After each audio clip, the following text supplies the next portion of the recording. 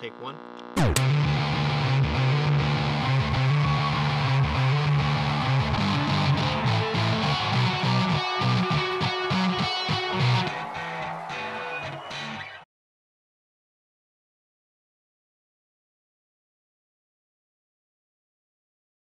Hello, everybody, and welcome to the Studio Rat HQ podcast number 3. My name is Stephen Couch, and I'm here with Derek Jablonski and Richard Kaplan. Hey.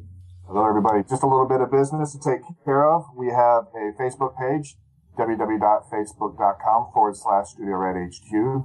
We have a website, studiorathq.com, and we are on YouTube. Either you're watching this or listening to this at youtube.com/Studio Rat HQ. So far, we've done 3 podcasts, and they're doing really well. We've received a lot of really good commentary from people. And if you would, please, if you have a chance, if you're listening to this podcast, to go and like us on both YouTube and the Facebook page. The previous 2 records that we discussed were Korn, their self-titled debut album, and Life is Peachy, both recorded at Richard's studio called Indigo Ranch in Malibu, California.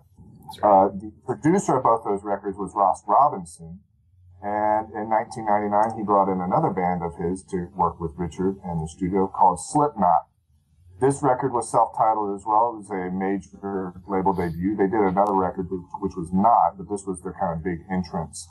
Oh, yeah. It was released on June 25th, 1999, and a little bit of history of the music scene in 1999. We've done it on the previous podcast, the top 5 albums. Number 1 was Millennium by the Backstreet Boys. Number 2 was Baby One More Time by Britney Spears. Yes. Number 3 was Come On Over by Shania Twain. Number 4 was In Sync by In Sync. Number 5 was Ricky Martin by Ricky Martin. The top 5 singles were Cher, Believe. Number 2, TLC, No Scrubs. Number 3, Monica, Angel of Mine. Number 4, Whitney Houston, Heartbreak Hotel. And number 5, Britney Spears, Baby One More Time. So Slipknot entered the charts, but we're not dominating that point. I'm not. Yeah. I mean, that record's a completely different. You know, it's interesting.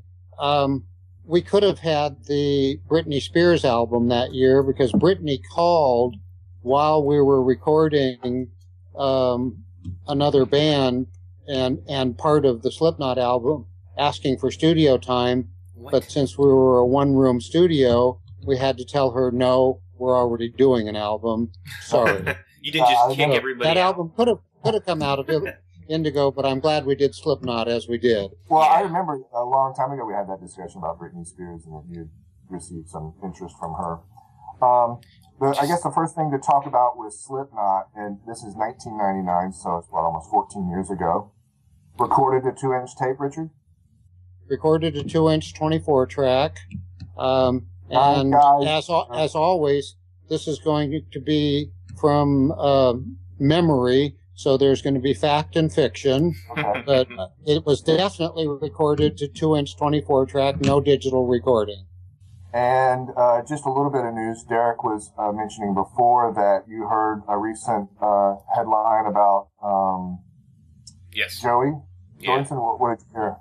Well, there was rumor that he had left Slipknot, and then I was It reading was it. announced, wasn't it? I'm sorry. It was publicly announced, wasn't it?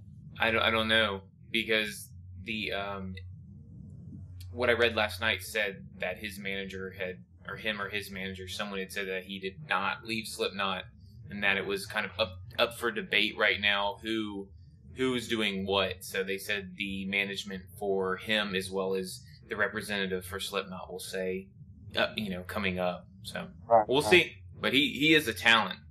Oh, yeah. I mean, they're all talented. Joey was definitely the leader of the band, and I always remember the joke that was told by a drummer, a great studio drummer, who said he got to Las Vegas, I believe it was with Paul Anka. Oh, great. And the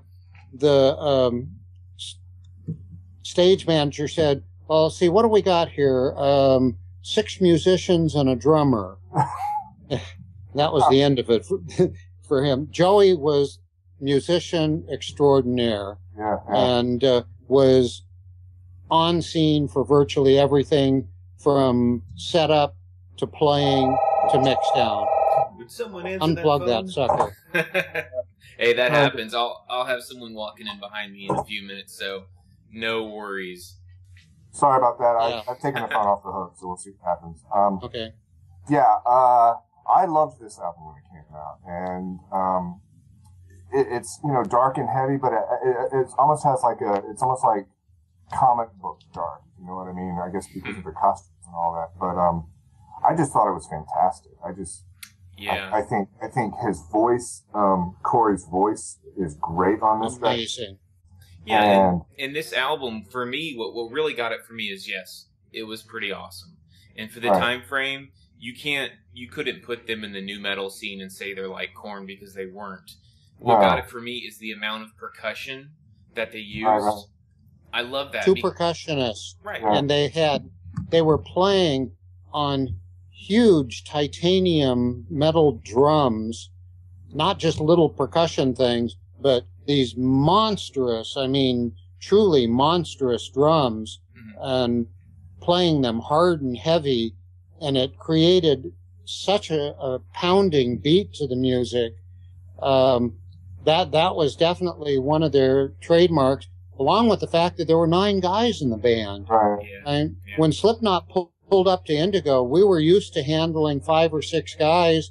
We had a guest house that accommodated 5 people comfortably, and Slipknot pulls in with 9 musicians and a couple of roadies and production staff, and it was like, well, where are we going to put you? And they ended up sleeping virtually everywhere. I remember one morning walking into I remember walking in one morning, and Joey slept on the couch in the TV room, and somehow or another one of the pillows from the couch had gotten dislodged and resting against a space heater and had just caught fire. Oh, wow. And, virtually, we saved each other's life as we got this burning pillow out of the room, which would have taken the studio and everybody in it with them. And somehow or another, they managed to stay in there. But not only unique was the fact that they had the 2 percussionists, but they also had a DJ that was different than every other DJ I'd ever seen. Sid, who was their sampler man, was much more than a DJ. Sid and I hit it off right from the beginning. Maybe we had the same geeky background or something, but we hit it off in a way that was very special and remains to this day. And I remember him setting up his equipment and thinking, well, they're calling him a DJ, but he was primarily had a computer, and I remember him installing some of his computer software onto my computer on my desktop so that I could play with it later. But he had stuff I had never seen before in a live playing band. I had seen it in studio situations, but never the way that he used it. And that was another part of their uniqueness. Yeah. This is another situation where they wanted to record everybody live in the room. How do you do that with 9 people? They couldn't. Okay, so how is it accommodated? Well, basically the band, including Corey in the vocal booth, which was then an established room, right.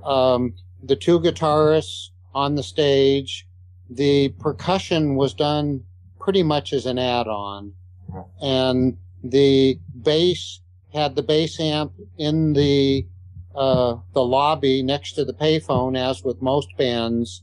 That was sort of an established thing at Indigo. And Sid had to set up his computer and sampling station in the same room with the bass amp. And everybody was hooked up via headphones. And the other thing interesting about Slipknot, everybody thinks of them as this almost intimidatingly scary band. Yeah, absolutely. in these costumes and masks and stuff like that. when they pulled up to Indigo, it was 9 guys from Iowa, fresh off the tuna boat, and I never saw the fact that there was going to be all this paraphernalia coming, and it wasn't until they were having a photo shoot at Indigo one day, and one of the guys in the band didn't get back in time for the photo shoot, so they gave me his outfit to wear for the photo shoot. Get out of here. You can't tell who's underneath those things. No. And there we were, photographer waiting for us to get ready, and I put on this outfit, and then I realized, were they not only musicians, these guys were like Green Beret in terms of being able to survive inside those masks and those outfits. Yeah. They got hot in a hurry. So you were kind of like Richard was kind of sorry, Richard. Anybody could have like, stood it. Yeah, but now you're kind of like an unofficial member of Slipknot. Right. No, I've read articles and seen interviews where they talk about the intensity of those costumes and how they did that with the lighting on stage mystifies me to this day. But they did it. Yeah, very intense. Yeah. Let's go back to the session. So house bass rig, or did he bring his own? He brought his own. Okay. And it was line in as well. Did you do line in as well as record the amp? We virtually always did the rig that the guy from the band brought, line in, and a split to another amp. And I don't remember whether it was known or unknown to the band and production staff at that time, or whether we just did it and hit it and let them choose what bass sound they liked. Okay. I don't remember, but we probably used our Ampeg Portaflex 15 as the hidden amp. Yeah, that's a great amp. We actually used that in our tutorial. Yeah, we did. That was actually the first time I had seen not a reissue, but like the original Portaflex. Yeah. And not only was it an original, it had the square back CTS speaker, 15-inch speaker in it, because we had probably 10 Portaflex amps at Indigo because we were such amp whores that there was one of them that was just leagues above all the rest of them, and that was just the one that we used for bass. And then there was also a 12-inch Portaflex that got used as the secret split for the guitar amps oftentimes. Well, another issue for Ross Robinson with Slipknot's first album in Iowa, which was not recorded at Indigo, it was recorded in L.A. No solos. Did you record solos? Because they were both shredders. I mean, those guys could blister on their guitars, and yet there were no solos, which was a production decision by Ross. But was it recorded with solos? Were there solos on tape? No. No solos. Any solo that was done would have been an overdub. Okay, and they were never used. To my knowledge, none of the songs required a solo because the original arrangements had all the parts necessary to make the songs work. Okay. Ross had, with Joey and the band, arranged the songs just magically to come up with what the final album was. Also, keep in mind, when you have a band with 9 members and you're recording to 2-inch 24-track, there's not a lot of room for that was going to be one of the other stuff too. Yeah, you're dropping in and dropping out bits and pieces to fit on the tape. Right, totally. And let me tell you, that was one full 2-inch 24-track when it came. Yeah, that's what I'm saying. You probably had all 24 tracks going at most of the time, at least. I would say so. Yeah, that's incredible. Because that's real. Well, I think in the Iowa album they sync 2 machines together, or maybe they've gone to a Pro Tools rig at that point. While we're on the Iowa album, I don't want to sound like I'm not a fan because the first album was great and I love it and I still listen to it. but that second album just didn't do anything for me because I got that and I was expecting the same feel, and they actually took it to another level on that one. They actually even got even harder. Yeah. And I was just like, wow. You know, I mean, it wasn't anything that I could really sit down and listen to for long periods of time without my head wanting to explode.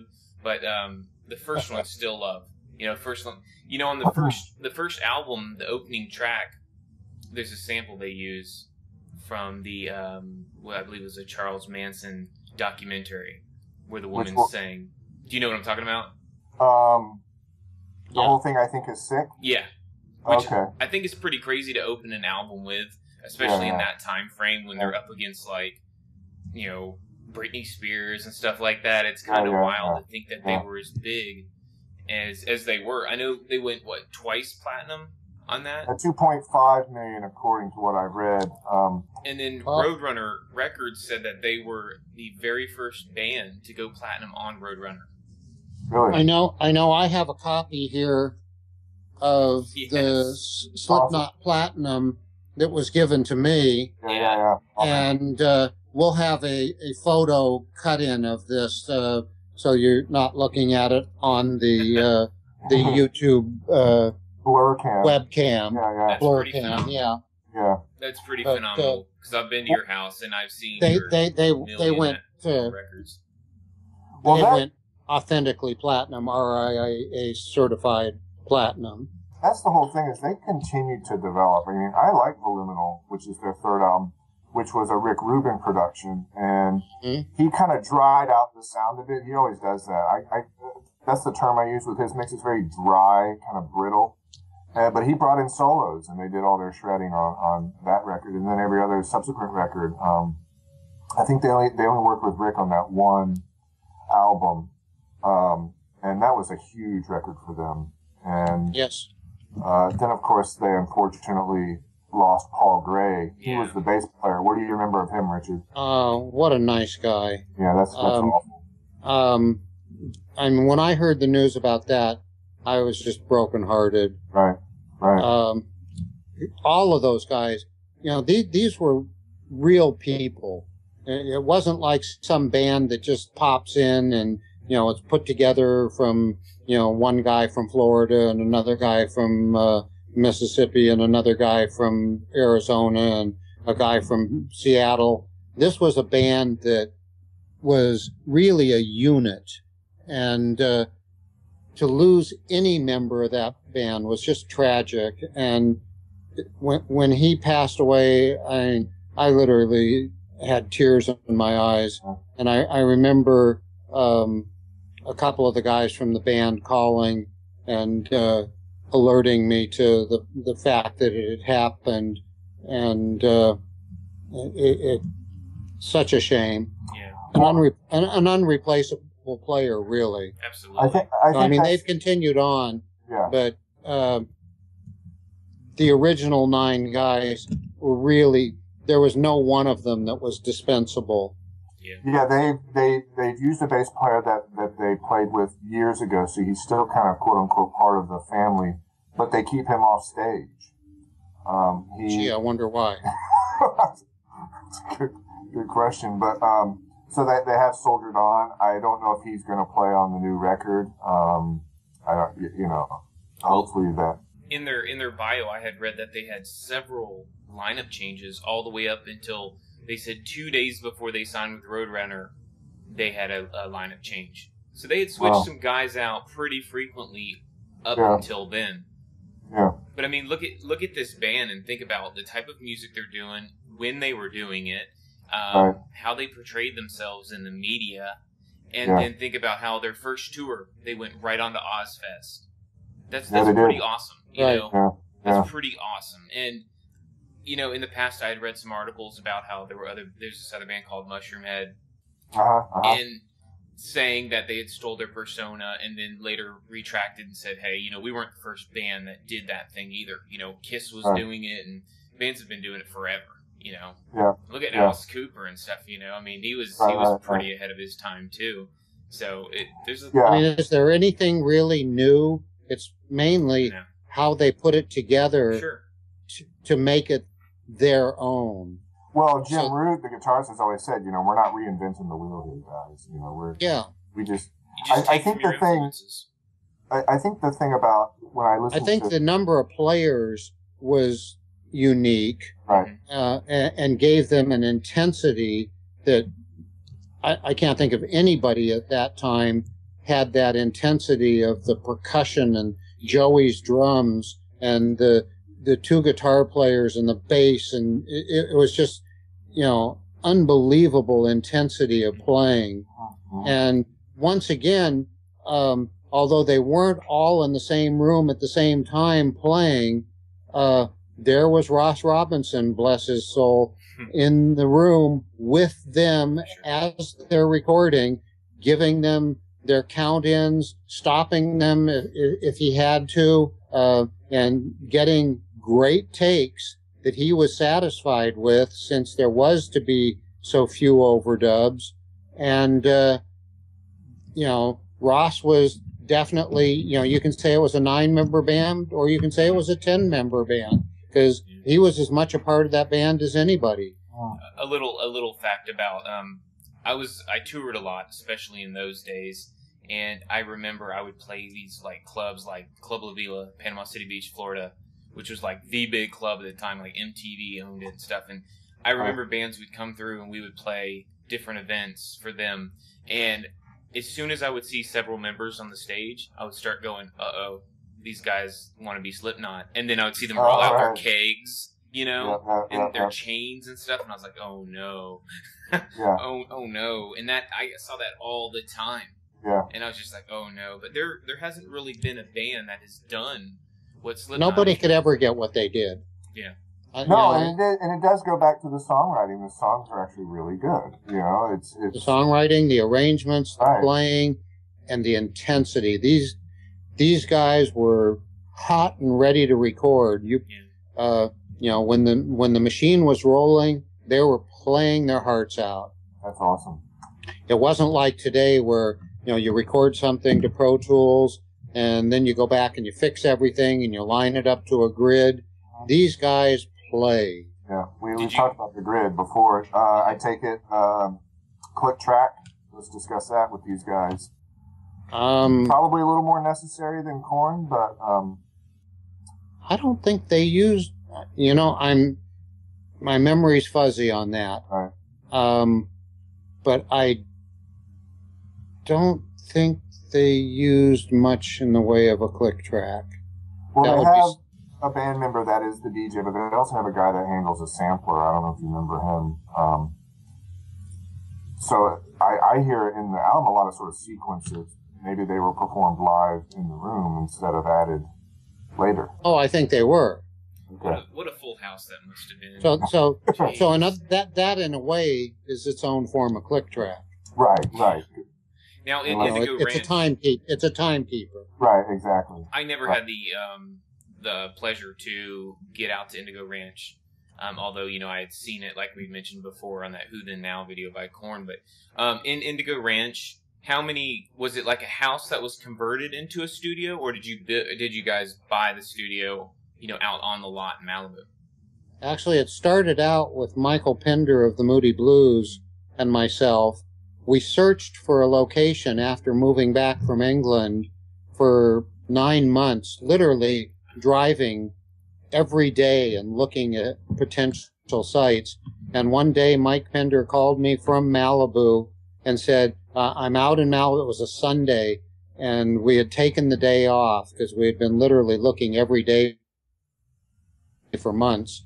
And he said, I think I found a place at this one real estate agency, General Realty, that may fit our needs. Do you want to meet me out there and we'll go up there? The real estate agent doesn't even want to drive up there. I don't know if they think that we're real or not, but they've given me directions to this place. Sure. Why don't you meet me and we'll go up there? And I remember meeting him and driving up to the location. And as we drove down the driveway, Michael Pender looked at me and he says, does this remind you of anything? And I said, oh my God. Because before we left England, Michael, who was somewhat the visionary of the Moody Blues, had made a thumbnail sketch of the studio as he pictured it in California. Oh, wow. And the sketch that he made was of Indigo Ranch. Hmm. It was literally of the bottom of the driveway looking out over this ranch house with orchard and palm trees off to the left, the house to the right, a parking area in the middle, and a big cliff on the other side of the ravine, which was known as Little El Capitan on the Geological Survey map. And I looked at him. It was like he had seen it in a dream.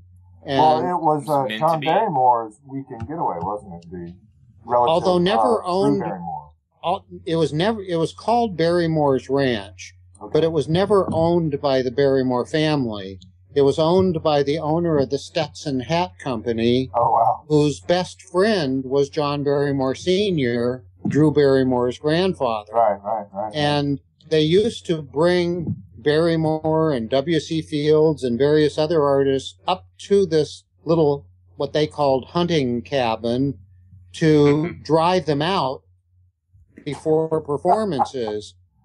Well, that worked the first time. Right. But then these guys weren't stupid. Yeah. They had somebody stock the place with enough liquor to last through, Armageddon and then some. And as we were building the studio, behind every loose board in the original cabin was a bottle of some incredible liquor or liqueur. And in our stupidity, we probably should have put it all on eBay. But Just pitched it. we were sitting there drinking No. 50 and 60-year-old bottles of cognac and scotch Amazing. and single malt liquors and stuff, Napoleon brandies, because that's what they had stashed up there 50 years ago. And then it went through several ownership changes. Nobody ever thought to look behind the boards. Oh. And as we were doing the construction, we took literally every board off so that we could sandblast the wood to give us the acoustic effect that we want, so that there were no straight reflective surfaces. And as we took off every board, it was like, oh my God, another bottle. Well, let's talk about that with Slipknot again. If we go back to the record, where were the guitar and amps recorded? The guitarists were in the room with Joey, the drummer, along with most of the band, including the bass player, but their cords to the electronic instruments were draped out through the door. The bass amp was in the lobby next to the payphone, which we had engaged the phone company to give us a switch so we could switch the payphone off, so we wouldn't get one of those annoying phone calls like we did earlier in this podcast. Yeah. Hello? And, sorry about that. and then the guitarists had their cables running out the back door of the studio into the cement storage room, which we often use as an echo chamber or as a live drum echo room if you opened up the door. But with this many guys, we weren't able to do that. But we did use a number of room mics placed at a distance from the drums. Right. Well, the mic configuration is the same as Korn. You used a ribbon, Sennheiser, and SM57. On the guitar amps? Yeah, on the guitar rig. Yes, I think there's actually a photo that we can post or that has been posted. Right. I'll look for it. That shows the Slipknot amps and the Indigo amps alongside it. Yeah, I think we posted that on a blog somewhere, actually. Yeah, well, maybe we can post it again. Okay. And it shows some of the miking technique. We, once again, this is 20 years ago or so, and I don't remember every single mic or mic position. No, I was trying to recall that as well, yeah. And for the drums, we basically had, after 25 years of experience, had narrowed down to a typical set of drum mics, which would have been an AKG D112 on the kick drum, and then a tunnel built out from the kick drum, and probably a U87 or a U47 at the end of the tunnel, and then the battleship mic underneath the drummer's stool, which was an omnidirectional mic and would pick up virtually everything, and then Sennheiser 421s on the tom, possibly AKG C12As underneath the toms, and a pair of AKG 452s with CK1 capsules mounted at a distance above the drums for the overhead mics. And rather than being crossed in an XY type pattern, they were placed at a distance from each other using the rule of 3, so that the mics were at least 3 times further apart than the distance of the mic to the cymbal that they were supposed to be recording, so that we didn't get phase problems. So one thing I was going to ask you is, when you deal with an artist or with artists like them, and then you're like, say, recording like someone like Neil Young, with an artist like Slipknot, do you record them hotter, like leaving less headroom because... No. Okay. Me personally, I record everything right close to red line. Okay. That's just the kind of guy I am. Mm-hmm. I would, and that's part of why transition into the digital age was kind of rough for me, right, because you can't do that, which is part of why digital never gets that sound that you get when you have the mic pre's cranked up, and if something overloads slightly, it wasn't going to be the electronics. The Jensen console, you could run plus 32 through it, which was way hotter than the tape machine would take, and way hotter than the mics were going to provide you with. You could literally arc weld with the output of the console. So any distortion ended up being tape compression. Mm-hmm. right. And that was actually a desirable effect, especially with drummers that hit as hard as the percussionists and the drums on an album like Slipknot. Those guys hit hard. Joey's, I'm a little guy. Joey is a guy that I look eye to eye with, and maybe even a little bit smaller, and definitely doesn't have the body mass that I do, but nobody ever hit the drums harder than he did. Mm-hmm. Yeah. That guy had a hit that was unbelievable, and it translated perfectly into a mic pre running fairly hot, going to tape, and if anything was going to go past the red line, it was going to be tape compression rather than distortion. Yeah, I've met him. He's a very nice person too, but he's a small... I remember you and I both met him at Guitar Center when he was doing a what do you call it? Signing or something. Signing of some sort or another. And they, you know, we told the guard who had a crowd all the way around the block, about 1,000 people, who we were, and Joey said, "Bring them in," you know, and we went right up to the front of the line, and everybody was like, "Hey, you can't do that." You got your pass. And you know, Joey gave us a hug, and Richard was standing around somewhere, and I was like, "We're not getting in that line." You recorded their first record, so I went to the security guy and I said, "This is Richard Kaplan. He and I are here together. He recorded their first record. We'd like to speak to Joey just to say hello. We don't want anything from him, you know." And money. and he said, "Well, I can't let you in, but if you write a note, I'll take it to him right away." And so we said, "Okay." And so we sat down and wrote, "Hey, it's you know, some guys from Indigo Ranch with Richard Kaplan." And he said, the guard came back and goes, "Come on in." Took us right up to the front. And Joey was like, "Oh my God, so good to see you, Richard." You know, he was thrilled. And he said, "You know, could you imagine that it would come to this when we had first started out. That's right. He did say that. Indigo Ranch left and you know something? I could imagine that it was going to come to this. They just had that vibe to them. There were only a few bands ever that I would look at and would say, you guys are headed for platinum. Yeah. Korn was one of them. Some of the standard bands, they're going to go there. The Moody Blues, Neil Young, Olivia Newton-John, that kind of thing. But there were only a few bands that I ever looked at and said, this band's headed for the top. And Slipknot was one of them. By the way, if you're interested, I put together a short video on the Studio Rat HQ channel. It's very straightforward. It just has a few still photos edited with some standard drum tracks. And it shows a rolling scroll of the complete, well, not complete, a pretty partially complete listing of the Indigo Ranch clientele. Okay. And if you're listening to this podcast or other podcasts, we're going to try and cover as many of those as possible.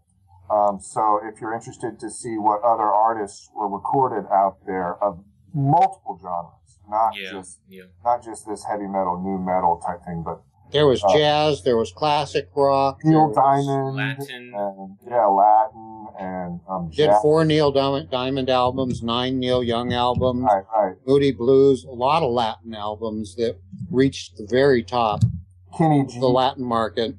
Kenny G broke out there at Indigo Ranch. Kenny G did his first 2 albums there. Mortgaged his house to pay for the publicity. But you broke LL Cool J as well. Yep. Megadeth. Still a good friend. Megadeth. Yep. Anyway, we're a little bit off topic with Slipknot, but I just wanted the viewers and listeners to know that there is a video online that I've since posted that shows the client list if you're interested in seeing who else. And maybe you might even have a special request, but we're going to try and do it kind of in a linear way, going back from the 90s into all the way back to where it begins. And that's just a little side note. I'd like to say I found a review the other night on AllMusic website made by Rick Anderson when this album was put out. Slipknot? And this is just me. I'm just taking a little bit of it, but basically he had said, if you thought Limp Bizkit was hard, they are comparable to the Osmonds when it comes to Slipknot. And I just remember going, what? I mean, I was just like caught up in it for a minute because I remember thinking of Limp Bizkit being pretty. I mean, they were pretty awesome. Wes Borland was amazing and very. And then Slipknot. And that album was recorded at Indigo too. The $3 bill, y'all. Right. And significant. Then along, significant change along with Ross Robinson, and then along comes Slipknot to just blow the socks off of everybody. Yeah, they were.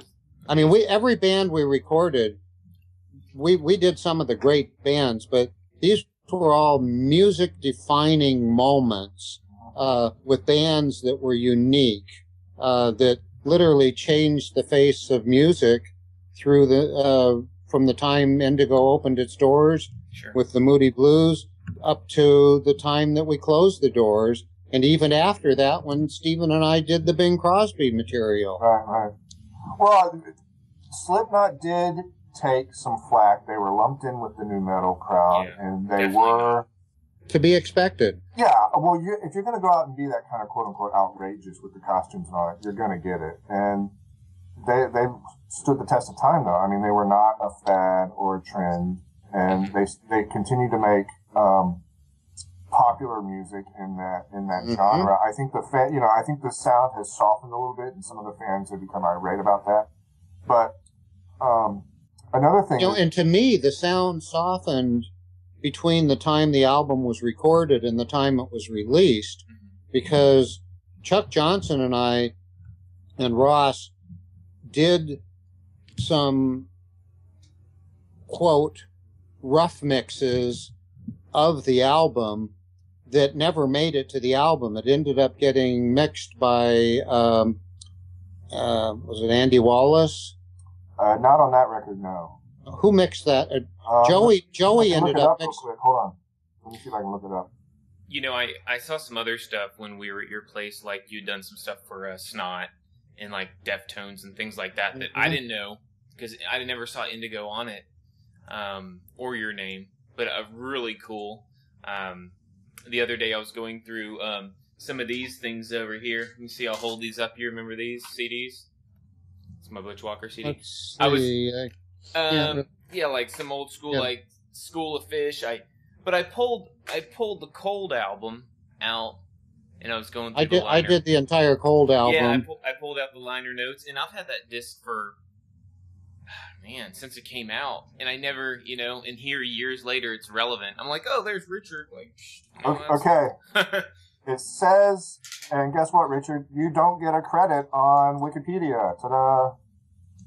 Well, yeah. they sent me a platinum album. The I band know, knew. we've seen this before, where you're not getting proper credit. But it's got 3 people mixing. It's got Chuck Johnson, Kevin Miles, and Joey Jordanson, and Sean McMahon. That would have been one of the members of the band, one of the percussionists. Oh, really? Well, Joey and Sean, I don't. Yeah. Now, I probably know him by a Slipknot. I think most of what actually made it onto the album were Joey's mixes. I may be confused as to which album was which here, but I thought that we had spent some time mixing it, and then Joey took and did most of the mixing himself. I could be wrong. He's credited. Often am. He's credited as a mixer. Joey definitely was the hands-on guy from the band. Right. Let me go back to it. Just give me a sec. Sorry. Favorite song on the album was Eyeless, which cracks me up because when I was on tour and my band and I, we'd be traveling, especially at night after shows when everybody's trying to stay awake, we would have Slipknot cranked in the car. Yeah, and there was the one line, you can't see California without Marlon Brando's eyes. Right. And I remember my other guitar player and I just cruising and driving the van and going, where did he get lyrics like that? Yeah. Turns out, apparently they had got him out while visiting L.A. There was a delirious homeless man out on Hollywood Boulevard. This is the story that I read, so I wasn't there. But I read that story too. That the guy was just like kept repeating it over and over and over. You can't see California without Marlon Brando's eyes. You can't, and that creeps me out. I think my favorite song is "Surfacing." That song. Oh yeah, "Surfacing." I think they picked up that phrase when they went out to do a photo shoot in kind of a scurvy part of town, which ended up being used multiple times with a kind of graffitied LA background, and that's where I first heard them mention that phrase. You say scurvy part of town, I can't help but to think of Hollywood Boulevard. Well, I'm thinking more. It's so deceiving. Just south of downtown LA. Oh yeah. Well, LA is very interesting. You have now one thing I did want to mention, like we've done on each of these podcasts, is to show a couple of the actual pieces of equipment that were used during the recording.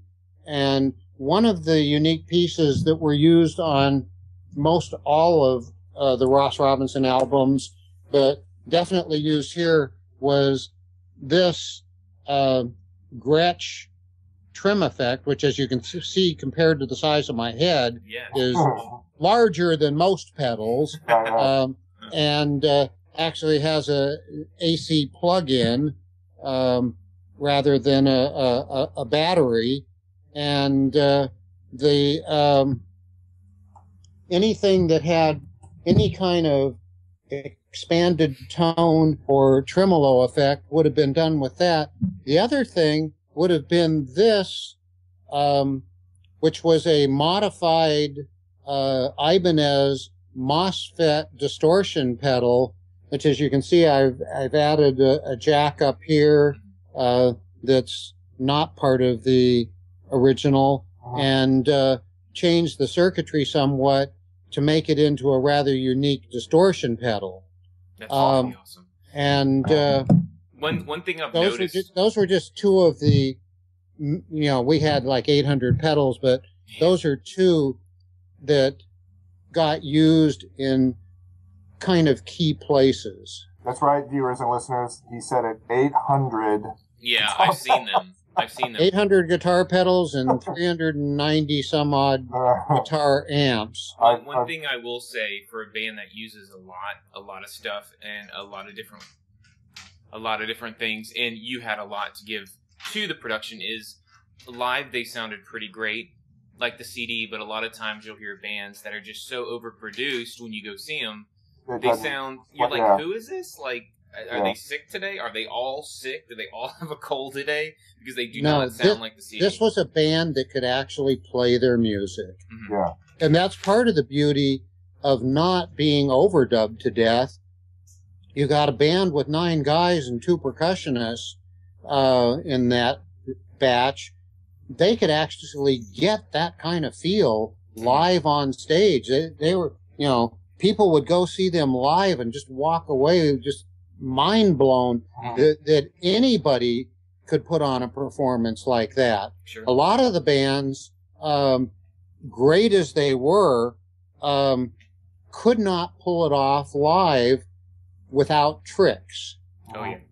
And we won't use, not to the extent of Melly Vanelli, but to the extent of having to have some sort of artificial doublings or whatever.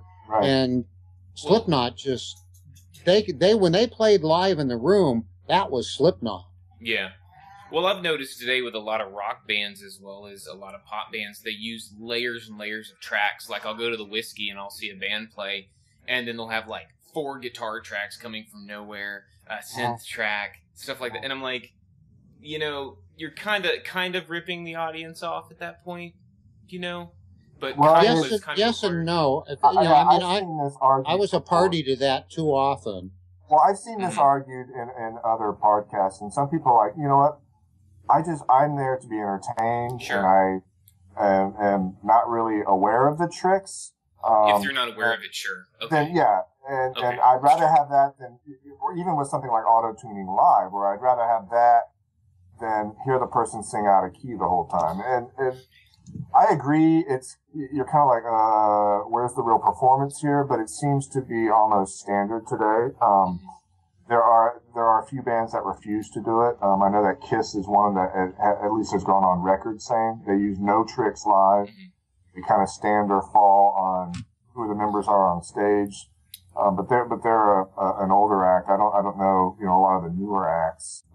There was some years back, I was playing a festival, and I was playing a festival. I was kind of like on a small tour with this band called Dog Fashion Disco from the Northeast that were like really great band. And the boy band that played in between us at the festival, I'll leave them unnamed, but you know who you are. Now, all these little girls were out there with their little signs, and they were so excited to see them.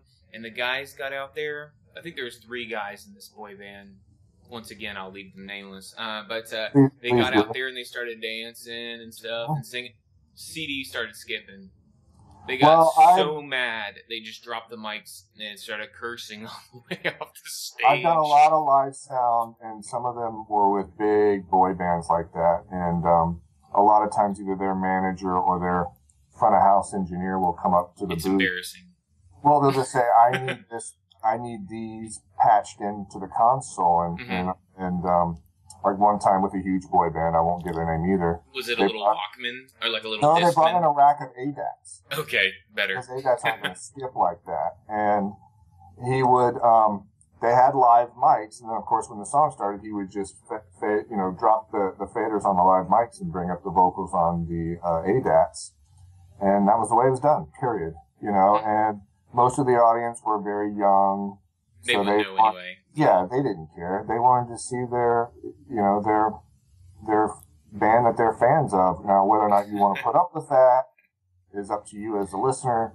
But Yeah, it's happened to me quite a bit. It is. That's the whole thing. I was just going back. Right. Is it's just important that you get what you pay for. That Right. we're there to see who we want, and that's one thing with Slipknot. Like, they don't miss a beat, and they are just as intense now, as they were 10 years ago. And they're you get what you pay for. It's really good. Well, And I've been party to some of that recording on ADAT or 24 track or CD for bands to play live. Mm-hmm. And in some cases, it had to be done. It was the only way you could get those performances on stage when there were like unique things happening that had to be synced in a way that you could only do if you had additional recording equipment. The band couldn't possibly get them, but you get to band. See, I started with the Moody Blues, and people always thought, God, here's this 88-piece band, and two guitars and a flute and drums and what's that guy Michael Pinder playing? The Mellotron? What the heck is that? Oh yeah.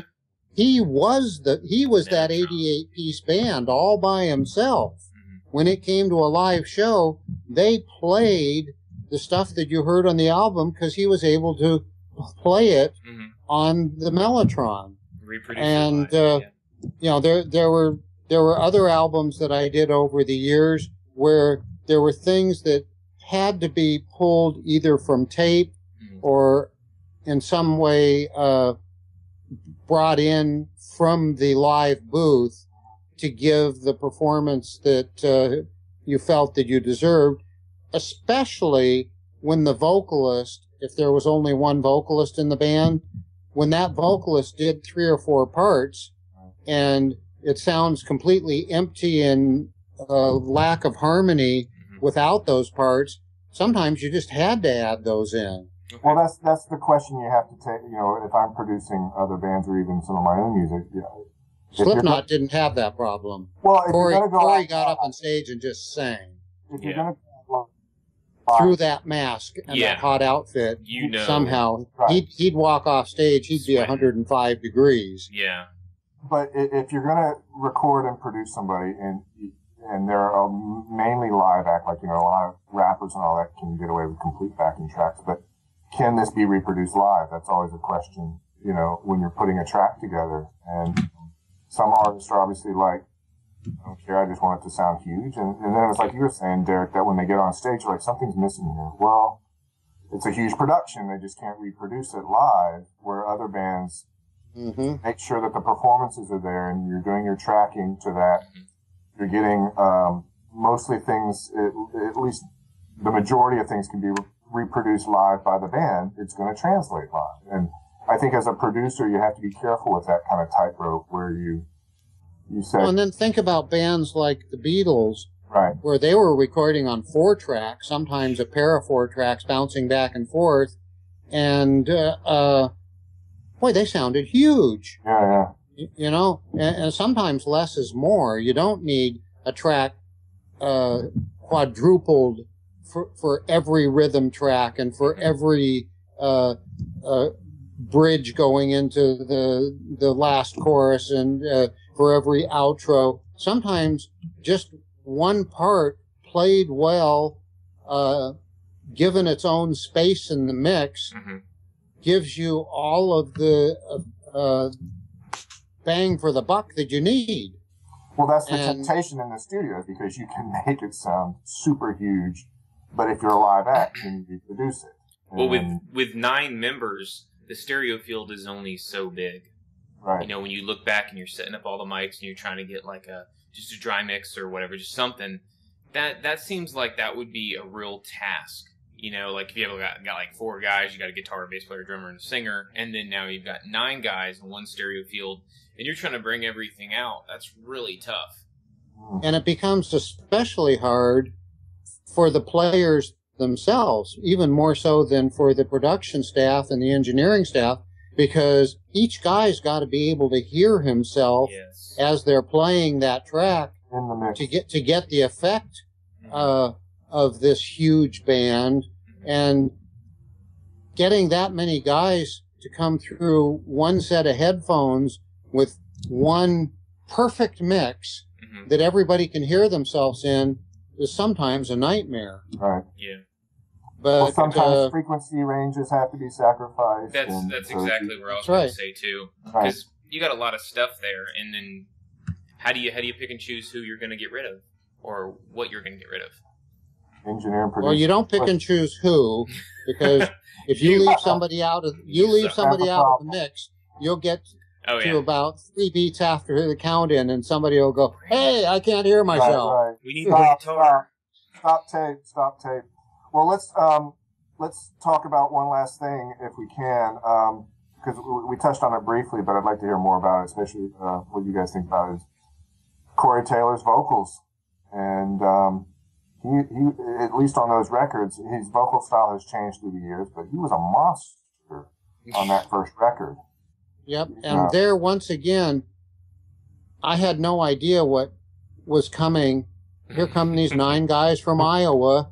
You didn't have anything, huh? You know, kind of homey guys, and I had no idea what was going to come out of their, each instrument and out of Corey's voice. He was able to project anything he wanted, and then, of course, with Ross and Chuck determining a lot of the soundscape, we were able to get more than one mic in record position at once and be able to have the undistorted Telefunken 250 running simultaneous to something like what we called the Ed Wood mic, which was an American DR330, I believe, which is a ribbon mic, and have that running through something like this Mostortion or Distortion Plus or something like that, or sometimes even running through some sort of Electro-Harmonix Memory Man or something like that, which would give it some extra edge, and then be able to choose for the particular spot on each album, be it verse, chorus, or even just single lines here and there, where you wanted those different effects. Mm-hmm. Well, that's kind of an interesting thing if you're a musician or engineer or you make your own tracks. There's a couple of things to take away is using guitar pedals in the mic signal for distortion. A person might not immediately think of that process, but it can be done. What modifications? We did that a lot. What modifications were you making to the pedals to allow that to happen, changing the input? Well, that and Dean Jensen, rest in peace, and God bless him, was our original studio maintenance man from day one up until about the 2-year mark. And he actually built the Chateau guest house, which is where the musicians slept for the most part, for himself when he came up to Indigo for days at a time to work on the equipment. And he built for me a box, a little black box that was used for many, many, many direct things that we did, be it for direct bass, direct guitar, but especially for direct vocal mic that didn't run off the standard 9-volt battery. It took 2 9-volt batteries because it had to be a bipolar power supply, and it couldn't be an AC supply because we couldn't tolerate any hum whatsoever. Right. It had to be a battery supply, so we'd have to use hand-matched batteries in it, and that plugged in, the mic plugged into that, and then through a couple of guitar devices, and then off to the console directly, would give us the that real ferocious intensity that you hear in the Indigo vocals of the mics that were running through effects. Right. Another interesting thing that was mentioned, and I've done it before, and you mentioned. And all that was a matching box. But you'd mentioned it in this podcast as well, is that you put a mic under the drum stool for drum sound, which might, when you're miking drums, you might not immediately think, what's that good for? But it gives it that ambient sound, gives it room sound. It's close to the kick drum, for one thing, but it's at drummer position. Right, exactly. And as we all know, I don't care what band it is or what drummer it is, if it doesn't sound right to the drummer where he's sitting on his drum stool, he's still tuning. He's still changing heads. He's still messing with the mix. If you're not getting the right sound before the mics are even put up, you don't go you're not ready to record. And having a mic at drummer position, and oftentimes it would be above his head, sometimes it would be below his drum stool, was the first line of room mics that we would use on the drum mixes, because that was right at drummer position. You were hearing it as the drummer was hearing it, and if it didn't sound great there, could you use one of those? To record. Sorry for the I can't remember what it was called, but could you use one of those heads with the binaural? You mean like a binaural? Yes, the binaural heads there. We tried that over and over and over. Neumann kept pushing on us every AES show. Here, try this, and they would send it out to us, or CalRec, or CalRad. I think Sennheiser makes one too. Would send Sennheiser would send out a binaural head for us to try in that position. Nothing ever was able to beat the old Battleship mics. Okay. Right. And almost invariably, we would either use a Battleship mic at drummer position, or one of the old Turner mics, which looked real classy also, big aluminum-bodied things, large capsule, inch-plus capsules, and one of those two mics would sit at drummer position and be what we called the close room mic, and then about 15 to 20 feet out in the main room with the drummer, whose back was usually to the control room window, but further out into the room, we would also have a pair of mics which sometimes would go through several changes before we found the one that was fit for the song or the album. And there was no most phase, of the time, no phase problems because they were far enough away. Okay, sorry about that. If they had been closer in, we could have run into phase problems. But the Battleship mic was an Omni mic, so there was very little phase problem there.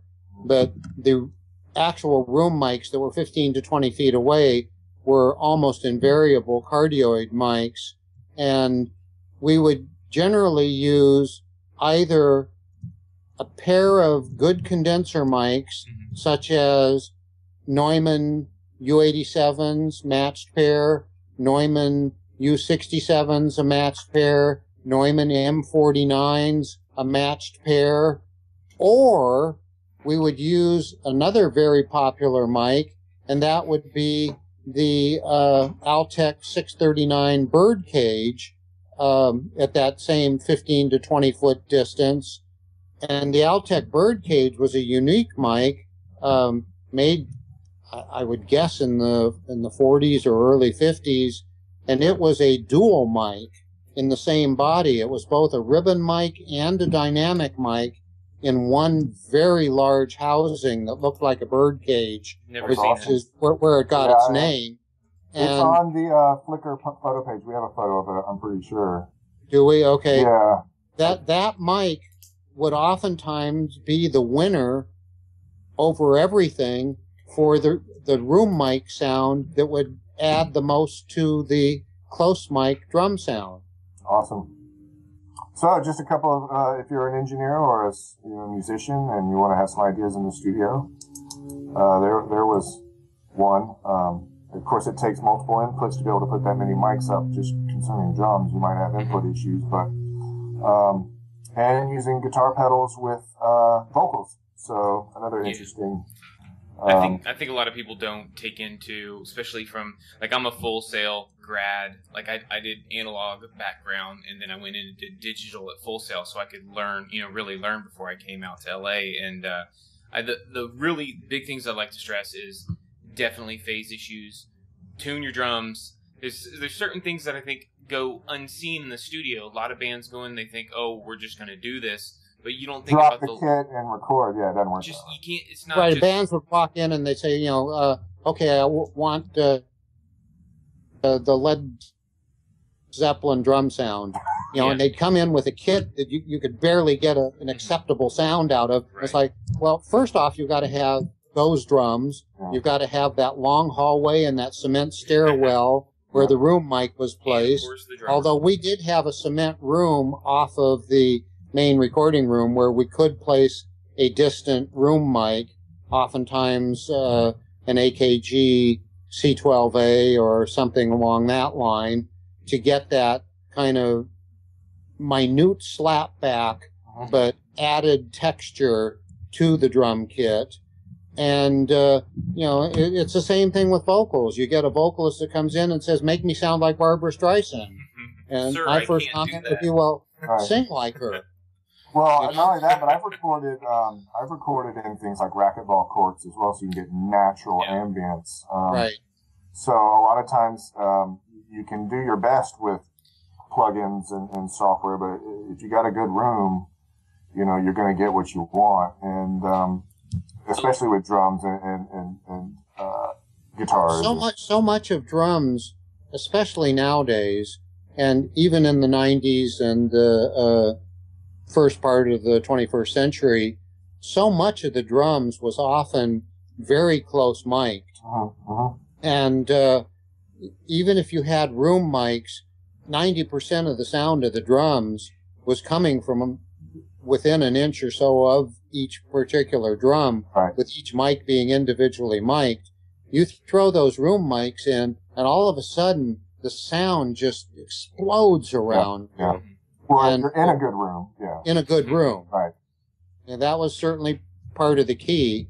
And we had basically no 90-degree corners, no straight reflection room, high ceiling. Decoupled walls. It was a peaked ceiling, was 14 or so feet above the floor, and peaked. But not just peaked, it was peaked with the rafters, the insulation and stuff that was between the rafters was replaced with pieces of cork that we spent a small fortune on. I think we chopped down the cork trees in some small African nation to build the ceiling of indigo.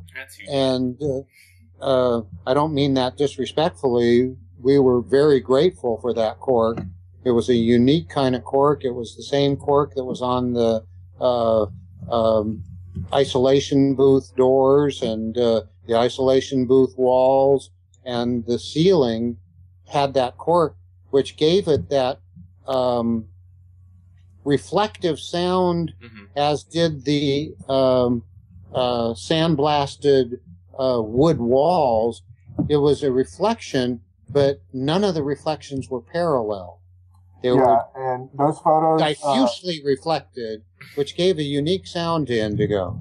A lot of those photos from with the main recording room. Some photos have a piano in it, a Steinway. Other photos just a chair set up with a couple of Neumann mics. And then I think there are photos of the vocal booth that are on that earlier video I was talking about with the client list. You can see a lot of those photos, and the control room as well.